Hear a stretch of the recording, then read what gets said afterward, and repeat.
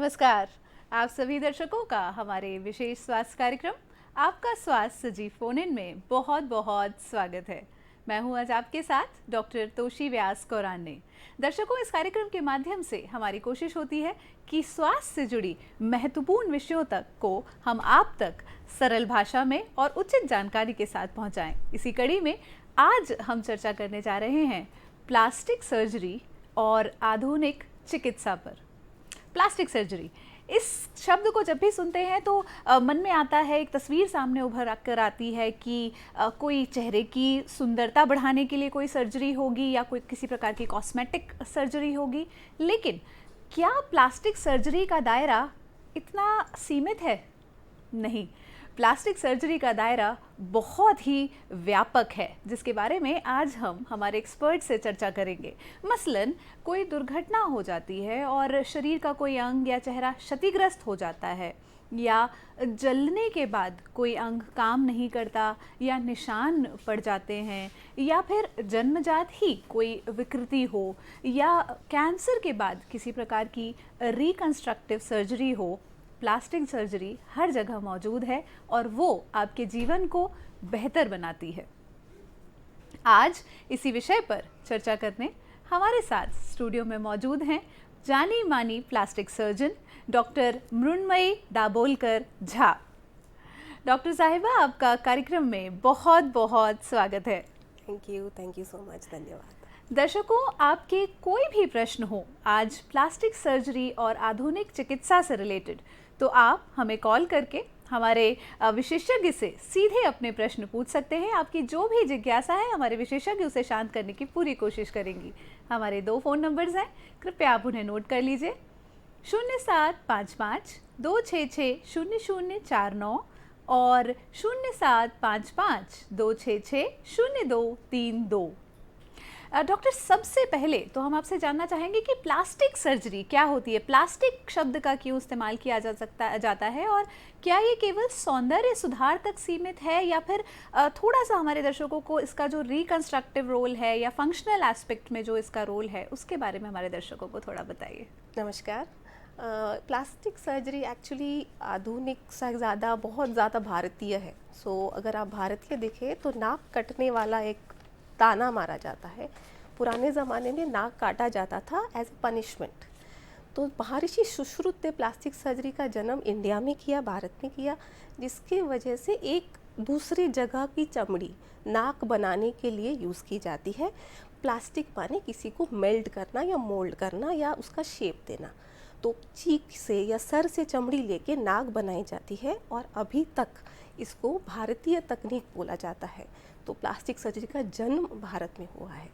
So that is plastic surgery. जी, दुर्घटना हो जाए कोई, या जल जाए, या किसी प्रकार से किसी वजह से जो अंग हैं वो क्षतिग्रस्त हो जाए, या कार्य प्रणाली में उसके असर हो, तो प्लास्टिक सर्जरी रिकंस्ट्रक्शन में किस प्रकार रोल प्ले करती है? तो अगर सरल भाषा में समझाया जाए तो जैसे कोई सोफ़ा होता है, बाहर से अपन सोफ़े का सौंदर्य देखते हैं, लेकिन सोफ़े के बाकी अंग होते हैं, जैसे कि उसका फ्रेमवर्क होता है, लकड़ी होती है, उसमें स्प्रिंग होगा, उसमें रुई होगी, उस पर बाद चमड़ी आएगी।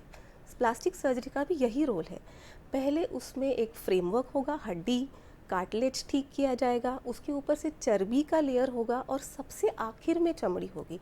तो भले दिखाने के लिए सिर्फ आपका बाहर का कपड़ा दिखे, लेकिन प्लास्टिक सर्जरी पूरे अंग को ठीक करने की प्रक्रिया है, उसको रिकंस्ट्रक्टिव कहते हैं। जी, इसी बीच हमारे साथ कॉलर जुड़े हैं नंद स्वरूप मिश्रा जी, बाराबंकी, उत्तर प्रदेश से। जी मिश्रा जी, बहुत बहुत स्वागत है। मेरा नाम नंद स्वरूप मिश्रा है, बाराबंकी से। जी, मैं अपना ये चाहता हूँ कि बहुत लोग चोट लग जाते हैं, खौलते तेल में चल जाते हैं, या खौलते पानी दूध से, या स्टीजन में चोट लग जाती है, तो ऐसी दशा में ये जो प्लास्टिक आधुनिक सर्जरी है उनके लिए कितना कारगर है? जी, बर्न्स प्लास्टिक सर्जरी का बहुत इंपॉर्टेंट पॉइंट है। प्लास्टिक सर्जरी में आधुनिक चीज़ें आ गई है। बर्न्स के लिए पहले था कि आप सिर्फ पट्टी कराइए, अभी आपको बोला जाएगा कि वॉश कीजिए, पानी से उसको अच्छे से धोइए। अभी आधुनिक प्रक्रिया आ गई है जिसको कोलेजन ड्रेसिंग बोलते हैं। तो अगर ऐसा कोई बच्चा है जिसको बर्न्स हुआ है तेल में, पानी में, दूध में, तो उसको प्लास्टिक सर्जन के पास ले जाइए। अभी ऐसी नई चीज़ें हैं जिसमें आप तुरंत लगा के उसके दाग कम कर सकते हैं, दर्द कम कर सकते हैं, और जितना टाइम लगता है उसको भी कम किया जा सकता है। जी, बहुत ही महत्वपूर्ण प्रश्न मिश्रा जी आपने पूछा कि अगर बच्चे हैं अगर जल जाएं, और बहुत ही सटीक आंसर हमें मिला कि हाँ, उसके लिए आधुनिक चिकित्सा आजकल बहुत ज़्यादा आ चुकी है, मौजूद है, और तुरंत ही निकटतम प्लास्टिक सर्जन के पास जाएं और अपने उन चिकित्सक को दिखाकर परामर्श लें। मैडम, हम बात कर रहे हैं अभी रिकंस्ट्रक्टिव सर्जरी की, हमने बात की, तो फंक्शनल कॉस्मेटिक सर्जरी क्या होती है उसके बारे में थोड़ा हमारे दर्शकों को बताइए। कॉस्मेटिक सर्जरी बेसिकली सौंदर्य की सर्जरी होती है। फंक्शनल कॉस्मेटिक सर्जरी तब आती है जैसे कि आपको नाक में गड़बड़ है, शायद चोट लगी है बचपन में, या आपकी नाक टेढ़ी है, खर्राटे आने की समस्या, तो ना सिर्फ दिखने में नाक खराब है लेकिन आपको उससे समस्या है। तो हम जब फंक्शनल कॉस्मेटिक सर्जरी करते हैं तो ये जो फंक्शन है, नाक की हड्डी टेढ़ी होना या खर्राटे आना, उसको करेक्ट करते हुए आपके नाक का शेप भी ठीक करते हैं, इसको फंक्शनल कॉस्मेटिक सर्जरी। जी जी, जलने के बाद कई बार कॉन्ट्रैक्चर्स बन जाते हैं और अंग जो जोड़ है वो प्रॉपर काम भी नहीं कर पाते हैं, उसमें प्लास्टिक सर्जरी किस प्रकार मदद करती है? सो बर्न्स एक बहुत इम्पॉर्टेंट जगह है, इन द सेंस कि वहाँ से जब से बर्न हुआ है तब से लेके जब तक वो कम्प्लीटली ठीक नहीं हो जाता, एज इन ना कि सिर्फ निशान मिट जाए, लेकिन जिस अंग में बर्न हुआ है वो पूरी तरीके से काम करे। जैसे एग्जांपल, आपके हाथ में बर्न हुआ है तो आपका हाथ खुलना भी चाहिए, बंद भी होना चाहिए, मुट्ठी भी बननी चाहिए, ग्लास भी पकड़ना चाहिए। इसको करेक्ट करने के लिए फंक्शनल प्लास्टिक सर्जरी होती है। जी। तो आपको ना ही उस बर्न्स के घाव को ठीक करना है, लेकिन ऐसे तरीके से ठीक करना है कि उसके नीचे के अंग सभी वो काम कर सके जो उनको करना है। तो इसलिए आजकल ये बोला जाता है कि जितने जल्दी से जल्दी हो सके वो चमड़ी को कवर कर दे, और स्प्लिंट्स यानी एक तरीके के प्लास्टर होते हैं उनमें हाथ को रखा जाए ताकि हाथ का फंक्शन काम करता रहे। जी जी, सोशल मीडिया का ज़माना है और अक्सर कई बार इस तरह की रील्स लोग देखते हैं जहाँ पर माइक्रो सर्जरी चेहरे की या टिश्यू ट्रांसफ़र की टेक्निक्स के बारे में बताया जाता है। चेहरे की रिकंस्ट्रक्टिव सर्जरी की बात करें तो क्या कितनी महत्वपूर्ण है ये तकनीकें?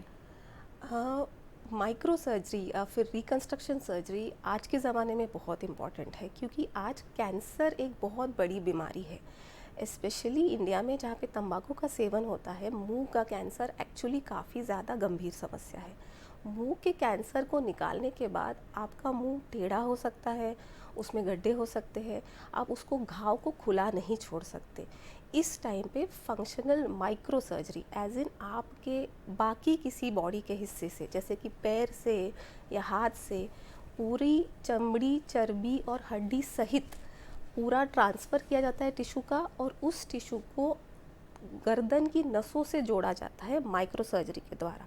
तो इसमें ना ही आपका कैंसर भी ठीक होगा, उसके अलावा एक प्रॉपर फंक्शनल और रिकंस्ट्रक्टिव सर्जरी, जिससे आपका जो कटा हुआ जबड़ा है वो वापस बनेगा।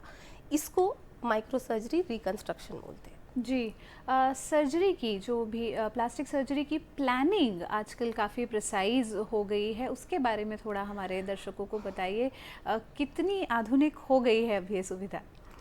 सो माइक्रो सर्जरी की प्लानिंग स्पेशली कैंसर रिकंस्ट्रक्शन या ट्रॉमा रिकंस्ट्रक्शन के बाद अभी बहुत ज़्यादा फाइन ट्यून्ड हो गई है।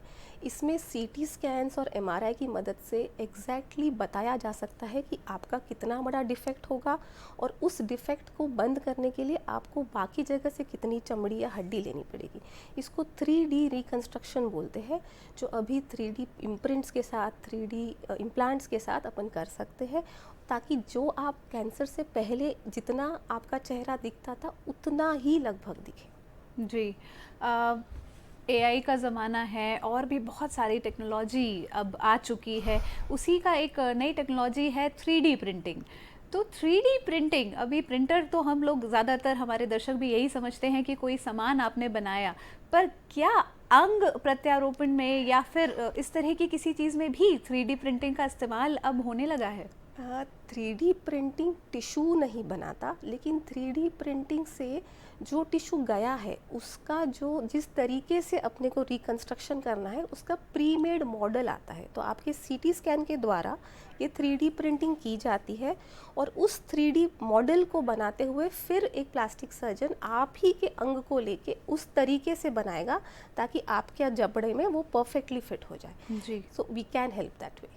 ये तो बहुत ही अच्छी बात आपने बताई हमारे दर्शकों को। इसी बीच हमारे साथ एक कॉलर जुड़े हैं, संतोष पाटीदार जी शाजापुर से। जी पाटीदार जी, बहुत बहुत स्वागत है आपका कार्यक्रम में। धन्यवाद। जी, अपना प्रश्न पूछिए। पहले तो मैं आपको 80वें स्वतंत्रता दिवस की आप दूरदर्शन परिवार को हार्दिक हार्दिक शुभकामनाएं देना चाहूंगा। बहुत बहुत धन्यवाद पाटीदार जी, आपको भी स्वतंत्रता दिवस की बहुत सारी शुभकामनाएं। धन्यवाद मैडम। तो मैं पूछना चाहता हूँ कि अगर जन्म से किसी का अंग कुछ बाहर निकल रहा है फूला हुआ, तो क्या उसके बाद 45 साल की उम्र में उसका कुछ हो सकता है सर्जरी वगैरह? जी, जन्म से शायद कोई विकृति की वो बात कर रहे हैं। Yes. और क्या अब 45 साल की उम्र में वो किसी जी। प्रकार की सर्जरी करवा सकते जी, हैं? ऐसा बिल्कुल हो सकता है। बहुत सारे जैसे पहले के ज़माने में फटे होठ, फटे तालू ऑपरेट नहीं होते थे।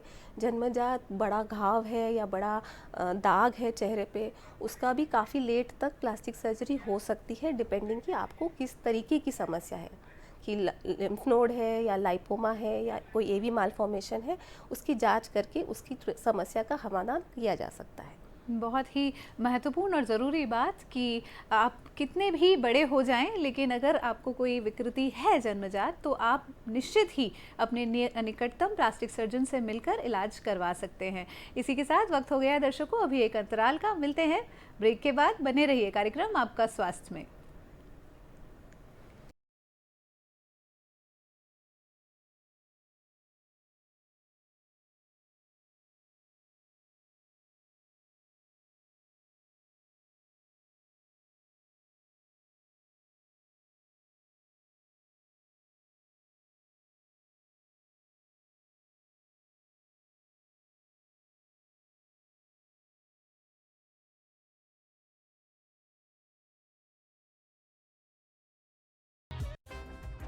कहानी नहीं बदली, स्टाइल गया है बदल। जो कहानियां हम सुनते आए देखते आए, अब वही वैसी ही कहानी सुनाएगा digital. Download Waves OTT app now and watch for free.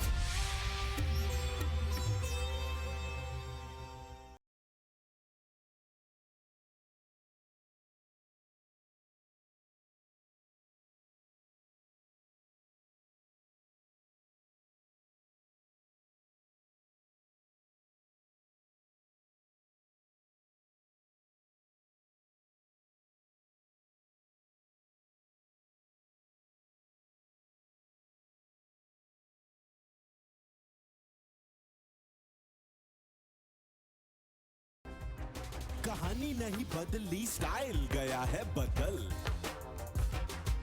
जो कहानियां हम सुनते आए देखते आए, अब वही वैसी ही कहानी सुनाएगा digital. Download Waves OTT app now and watch for free.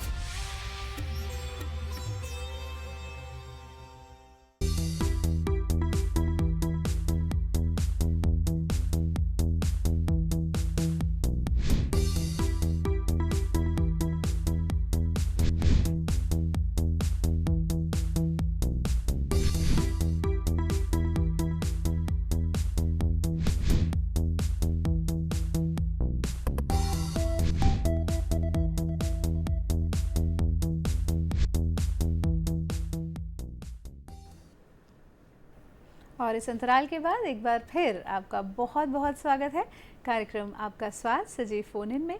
मैं हूं आज आपके साथ डॉक्टर तोशी व्यास कौराने और हम चर्चा कर रहे हैं प्लास्टिक सर्जरी और आधुनिक चिकित्सा पर। और हमारे साथ स्टूडियो में हैं plastic surgeon doctor Mrinmayee Dabholkar Jha.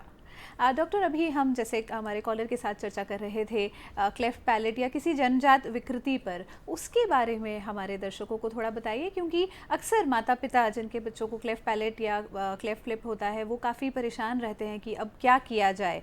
तो कहाँ से शुरुआत कर सकते हैं, क्या सही समय है इलाज का, थोड़ा सा उसके बारे में विस्तार से हमारे दर्शकों को बताइए। क्लेफ्ट लिप, क्लेफ्ट पैलेट या जिसको फटा तालू, फटा होठ कहते हैं, इसके लिए गवर्नमेंट ने बहुत सारी सुविधाएं दी है। इसमें काफ़ी आयुष्मान के अंतर्गत स्माइल ट्रेन करके प्रोग्राम है, उसके अंतर्गत फ्री ट्रीटमेंट होता है। आपको एज माता पिता ये ध्यान देना है कि बच्चे का वज़न ठीक रहे। इन बच्चों को काफ़ी टाइम दूध पीने में दिक्कत होती है, तो बच्चे के डॉक्टर के पास जाके सही तरीके से दूध पिलाने की प्रक्रिया चालू रखिए ताकि बच्चे का वज़न बढ़े।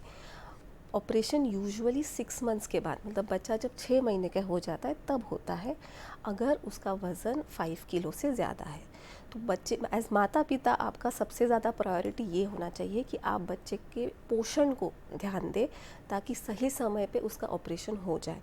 अगर ये ऑपरेशन सही समय पे हो जाता है तो एक्चुअली इसका स्कार या इसका जो निशान है काफ़ी कम रहता है, क्योंकि छोटे बच्चों की हीलिंग प्रोसेस काफ़ी अच्छी रहती है। तो अगर सही टाइम पे हुआ तो it actually is working in your favour, आपके लिए अच्छा रहेगा। बहुत ही ज़रूरी जानकारी आपने आज हमारे दर्शकों को दी। स्माइल ट्रेन जो आयुष्मान योजना के अंतर्गत, इसमें आप फ्री में अपने बच्चे का इलाज करवा सकते हैं। डॉक्टर, कैंसर की अगर हम बात करते हैं, कैंसर के बाद जो सर्जरीज़ होती हैं कई बार उसमें रिकंस्ट्रक्शन की ज़रूरत पड़ती है। मरीज़ वैसे ही काफ़ी गंभीर दौर से गुज़र रहा होता है और फिज़िकल रिकवरी के साथ साथ साइकोलॉजिकल रिकवरी में भी रिकंस्ट्रक्शन किस प्रकार मदद करता है? कोई भी इंसान का जो पहचान होता है उसके चेहरे से होता है। मुंह का कैंसर बेसिकली आपके चेहरे को ख़राब कर देता है, भले आप उसकी चीख का कैंसर हो, जबड़े का कैंसर हो। कैंसर से पीड़ित मरीज वैसे ही परेशान होता है, बीमार होता है, कीमो रेडियो लेता है। उसके बाद अगर वो खुद का चेहरा पहचान नहीं पाया, उसको खाने पीने में दिक्कत हो गई, उसको सलाइवा ड्रूल हो रहा है, तो वो मानसिक तरीके से काफ़ी परेशान होता है। रिकन्स्ट्रक्टिव सर्जरी इसलिए ज़रूरी है ताकि जो आपका चेहरे की पहचान है वो थोड़े हद तक ठीक रहे, आपके लाल ना टपके, आपको निगलने में दिक्कत ना हो, आपके चेहरे पे कोई घाव ना रहे। जब आप ऐसे करते हो तो आपको मास्क पहनने की ज़रूरत नहीं पड़ती, आप वापस सोसाइटी में एक फंक्शनल मेंबर की तरह जा सकते हो, और वो मानसिक स्वभाव, मानसिक स्वास्थ्य के लिए बहुत ज़रूरी रहता है। जी जी, ये तो हुई कैंसर के बाद सर्जरी के बाद। कॉस्मेटिकली आजकल यंग जनरेशन में भी काफ़ी पॉपुलर है कॉस्मेटिक सर्जरीज़, और कई बार इस तरह की भी खबरें हम अखबारों में पढ़ते हैं कि प्रॉपर नहीं हुआ या कोई झोला छाप डॉक्टर वहाँ पर था जिसने सर्जरी की और मरीज़ का काफ़ी नुकसान हुआ। तो इसी सिलसिले में हम थोड़ा सा जानना चाहेंगे, कॉस्मेटिक सर्जरी के बारे में थोड़ा सा हमारे दर्शकों को बताइए, और किस तरह के मेडिकल फैक्टर्स होते हैं जो मरीज़ को ध्यान में रखने चाहिए, व्यक्ति को ध्यान में रखने चाहिए कॉस्मेटिक सर्जरी करवाने से पहले। जो इंसान कॉस्मेटिक सर्जरी करा रहा है, जो सौंदर्य के लिए सर्जरी करा रहा है, वो मरीज़ नहीं है, उसको कोई पीड़ा नहीं है, तो वो हर तरीके से फिट होना चाहिए, मतलब उनके शरीर में कोई भी बीमारी नहीं होनी चाहिए।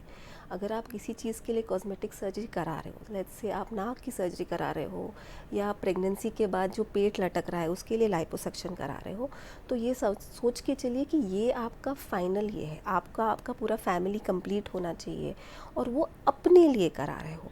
आप इस मन से नहीं करा रहे हो कि आप किसी और के तरह दिखने के लिए करा रहे हो। अगर आप अपने मर्जी से, अपने स्व इच्छा से कराने रहे हो तो कॉस्मेटिक सर्जरी अच्छी है। लेकिन आप इस सोच से करा रहे हो कि अगर मैं ये सर्जरी करूँगा या करूँगी तो फ़लाना आदमी मेरे से प्यार करेगा, या मुझे जॉब मिलेगी, या मुझे प्रमोशन मिलेगा, तो that is not the right वे। आप अपने लिए करा रहे हो, अपने कॉन्फिडेंस के लिए करा रहे हो, तो that is the right way of doing a cosmetic procedure. जी, कितना बहुत ही मतलब ज़रूरी बात आपने बताई कि दबाव में आकर कॉस्मेटिक सर्जरी नहीं करानी है, पीयर प्रेशर में आके नहीं करानी है, किसी से प्रभावित होकर भी नहीं करानी है। यदि आपका स्वयं का मन है और आप पक्का मन बना चुके हैं और आप किसी और बीमारी से ग्रसित नहीं हैं, तभी आप इस विकल्प को चुनें। इसी के साथ वक्त हो गया है एक और ब्रेक का। मिलते हैं ब्रेक के बाद। बने रहिए कार्यक्रम आपका स्वास्थ्य सजीव फ़ोन इन में।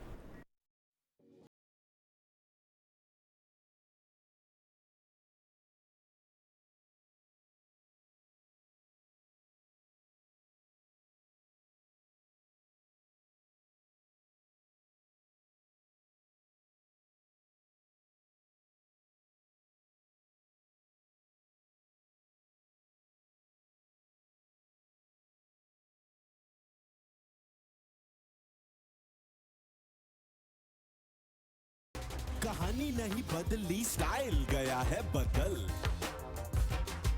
जो कहानियां हम सुनते आए देखते आए, अब वही वैसी ही कहानी सुनाएगा digital. Download Waves OTT app now and watch for free.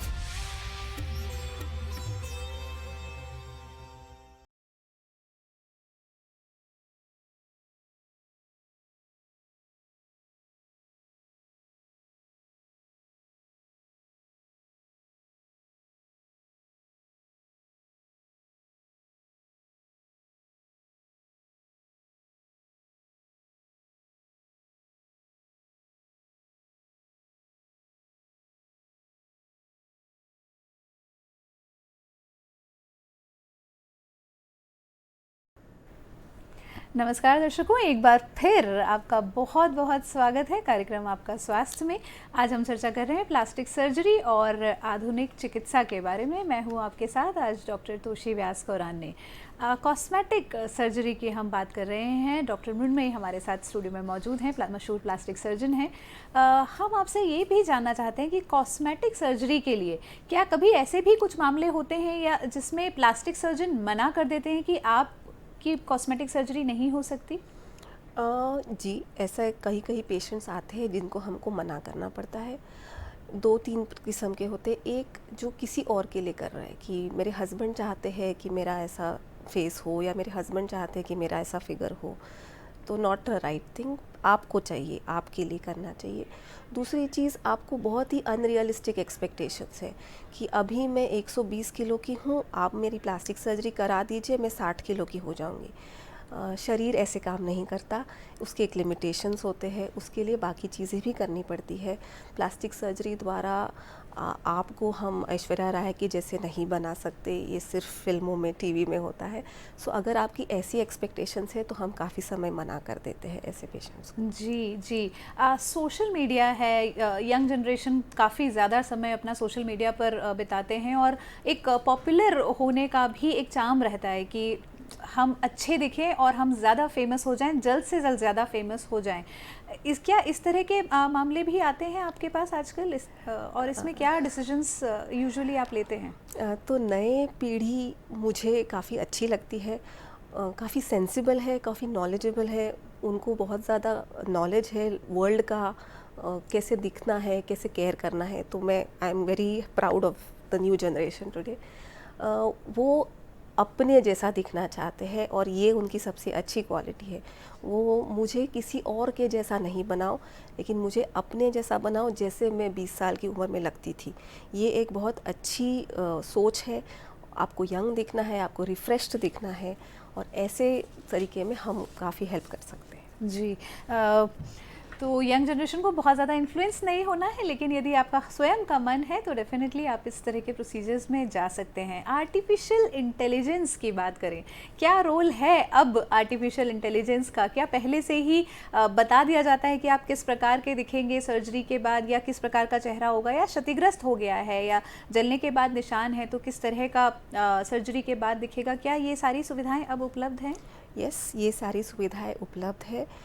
ये लेकिन डबल एज वर्ड है, इसके फ़ायदे भी है, नुकसान भी है। फ़ायदा ये है कि जब आप ऑपरेशन कराने जाते हो, आपके मन में एक आइडिया आता है कि इस ऑपरेशन के बाद मेरा नाक कैसे दिखेगा, मेरा पेट कैसे दिखेगा, लेकिन ये एक आइडिया है। उसका नुकसान ये है कि बहुत बार पेशेंट्स को लगता है कि ऐसे ही दिखेगा। वो हमेशा पॉसिबल नहीं होता, हर शरीर थोड़ा सा अलग रहता है, तो आपको वो 19-20 का फ़र्क मान के चलना चाहिए। जी। सेफ्टी की बात करें तो कितने सेफ होते हैं ये प्रोसीजर्स? हॉस्पिटल स्टे कितना लंबा हो सकता है, उसके बारे में थोड़ा हमारे दर्शकों को बताइए। तो इसको बोलते हैं डाउन टाइम। तो यूजुअली जो कॉस्मेटिक प्रोसीजर्स होते हैं, या तो आप ब्रेस्ट सर्जरीज बोलिए, लेज़र्स बोलिए, ये डे केयर प्रोसीजर है। मतलब आप सुबह आएंगे, आपका प्रोसीजर होगा और आप शाम को छुट्टी चले जाएंगे। कुछ प्रोसीजर्स हैं जो ज़्यादा लंबे होते हैं, जिनका रिकवरी टाइम ज़्यादा होता है। फॉर एग्ज़ाम्पल जो मॉमी मेकओवर बोलते हैं, प्रेगनेंसी के बाद जो ढीलापन है, पेट ढीला होना, इसके लिए टाइम लगता है, उसके रिकवरी में 1.5 से 2 महीने लग सकते हैं। सिमिलरली अगर आप राइनोप्लास्टी करा रहे हैं, नाक की सर्जरी करा रहे हैं, तो इसके भी रिकवरी में 1.5 से 2 महीने लगते हैं।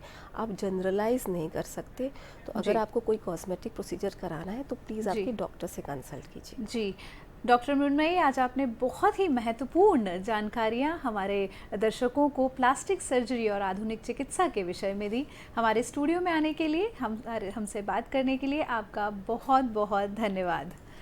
दर्शकों, बहुत ज़रूरी है कि हम ये समझें कि प्लास्टिक सर्जरी पहली बात तो केवल सौंदर्य सुधार के लिए सीमित नहीं है, बल्कि और भी व्यापक दायरा है जो आज हमने चर्चा में जाना।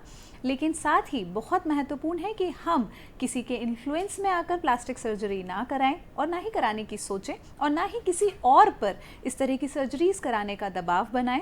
स्वयं का मन है तो आगे बढ़ें और साथ ही किसी भी तरह के जो फेक एडवर्टिजमेंट्स आते हैं उस तरह के प्रलोभन में आप ना फंसें और साथ ही अपने निकटतम प्लास्टिक सर्जन से इसकी सलाह लें। और अब आपसे विदा लेने का वक्त हो गया है, हमें आज्ञा दीजिए और अगले हफ्ते फिर मिलेंगे एक नए विषय और एक नए विशेषज्ञ के साथ। नमस्कार।